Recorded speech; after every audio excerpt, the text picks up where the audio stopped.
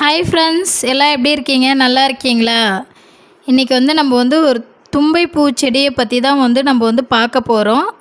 தும்பை பூனாலே நிறைய பேருக்கு என்னடா இது தும்பை பூ சொல்கிறாங்கன்னுட்டு நிறைய பேருக்கு தெரிஞ்சிருக்க வாய்ப்பு இல்லை. இது கிராம சைடில் எல்லாருக்குமே தெரியும். தும்பை பூ பார்த்திங்கன்னா ரொம்ப ரொம்ப சிவனுக்கு ரொம்ப பிடிச்சமான ஒரு பூ. சிவனுக்கு ரொம்பவே பிடிக்கும். அதே மாதிரி நம்ம ஆரோக்கியமாக சித்த மருத்துவம் சொல்லுவாங்க பார்த்திங்களா, சித்த மருத்துவம் ஆயுர்வேத மருத்துவத்தில் பல்வேறு நோய்களுக்கு மருந்தாக பயன்படுத்துகிறது. ஓகேங்களா? தும்பை செடி இதுதாங்க, இந்த மாதிரி தான் இருக்கும். தும்பை செடி இலை இப்படி தான் இருக்கும். பூ பார்த்திங்கன்னா இந்த மாதிரி தான் இருக்கும். அதாவது பூ, இலை, வேர் எல்லாமே மருத்துவத்துக்காக ரொம்பவே பயன்படுத்துது. தும்பை பூ தலைவலி, சளி, இரும்பல், பூச்சிக்கடி மற்றும் தோல் நோய்க்கு பயன்படுத்துவோம். எல்லாமே நம்ம குழந்தைங்களுக்கு சளி பிடிச்சதுன்னா தேங்காய் எண்ணெயில் காய்ச்சி நம்ம காய்ச்சி இது பண்ணுவோம். தும்பை பூவில் பார்த்திங்கன்னா நம்ம தைலமாக தடவுவாங்க. தும்பை பூவில் பார்த்திங்கன்னா ரொம்பவே தலைவலி இருக்கும். சளி பிடிச்சா, காய்ச்சல் வந்தால் எல்லாமே சரியாகும். விஷக்கடிக்கு, தோல் நோய்க்கு, காய்ச்சலுக்கு, குடல் புழுலாம் சொல்லுவாங்களா, அந்த மாதிரி எல்லாமே சரியாகும். நிறைய பேருக்கு இது தெரிஞ்சிக்க வாய்ப்பு கிடையாது.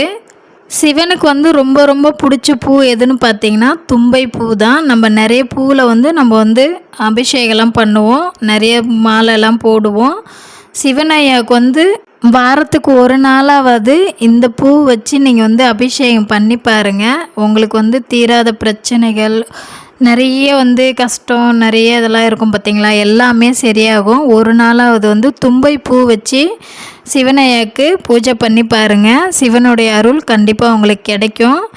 இந்த செடி இங்கே கிடைக்கிறதுக்கு ரொம்ப கஷ்டம். கிராமப்புறங்களில் கண்டிப்பாக வயலில் கிடைக்கும். கிராமங்களில் கிடைச்சா கண்டிப்பாக நீங்களும் பூஜை பண்ணுங்கள் சிவனையாவுக்கு.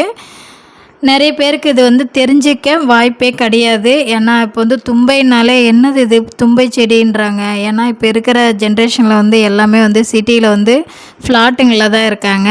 எல்லா இடத்துலையுமே பார்த்திங்கன்னா கொச்சன்னு வீடு வந்துச்சு. நிறைய வீடு இல்லாத பகுதிங்கள்லாம் பார்த்திங்கன்னா இந்த செடி கண்டிப்பாக கிடைக்கும். ஆனால் இந்த செடி தான் நல்லா பார்த்துக்குங்க. யாருக்கும் தும்பை செடினாலே யாருக்கும் தெரிய வாய்ப்பு கிடையாது. கிடைச்சா வீட்டில் தொட்டியில் வச்சு வளர்த்துக்குங்க. நீங்கள் பூஜை பண்ணும்போது சிவனையாவுக்கு இதிலேருந்து ஒரு 2 பூ இல்லை 3 பூவாவது கிடைச்சிதுன்னா கண்டிப்பாக பூஜை பண்ணி பாருங்கள். ரொம்ப நன்மைகள்லாம் கிடைக்கும். நிறைய மருத்துவ குணங்கள்லாம் இருக்குது. நான் இதே மாதிரி நிறைய வீடியோலாம் போடுறேன். உங்களுக்கு பயனுள்ளதாக இருக்கான்னு சொல்லிவிட்டு வீடியோவில் சொல்லுங்கள். பிடிச்சிருந்தா லைக் பண்ணுங்கள், சப்ஸ்கிரைப் பண்ணுங்கள் ஃப்ரெண்ட்ஸ். ஓகே, பாய்.